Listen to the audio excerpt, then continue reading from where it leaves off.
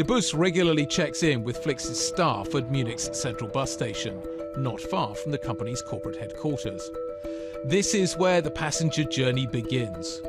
Its agile tech platform keeps Flix's operations running efficiently under conditions that can change quite rapidly.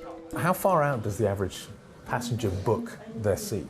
We have very short pre-booking periods, so on average it's between 8 to 10 days in advance. So I think that means a lot in terms of sophistication of our revenue management and our demand planning and capacity planning. What other inputs do you put in other than kind of straight up and down demand? Like if there's a Taylor Swift concert, how big an impact does that have? So our technology seeks everything. So first of all, we look at historical travel patterns. I think we look at all the events, the big events which you know in advance, the Taylor Swift concert, you know, in Oktoberfest here in Munich, football matches. I think all that is factored in. But we see even things which we haven't spotted before, and then our systems are so good that they immediately react if they see somewhere a spike in demand.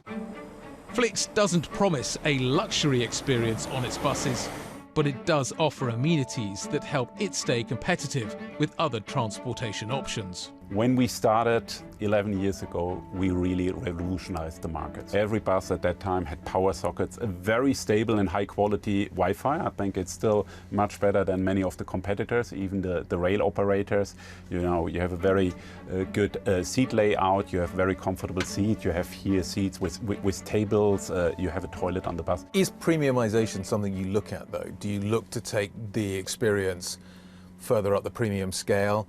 Europe, this feels like a fairly standard coach here in Europe. Other markets, are they different? Do they take a different approach? Other markets are different. We see in Latin America, there are markets, they have semi-sleeper seats or sleeper seats, and then we adapt to the local market needs. Here in Europe, that's actually the standard product, what customers are looking for. It's the best mix between comfort and affordability, and we have always to look at both.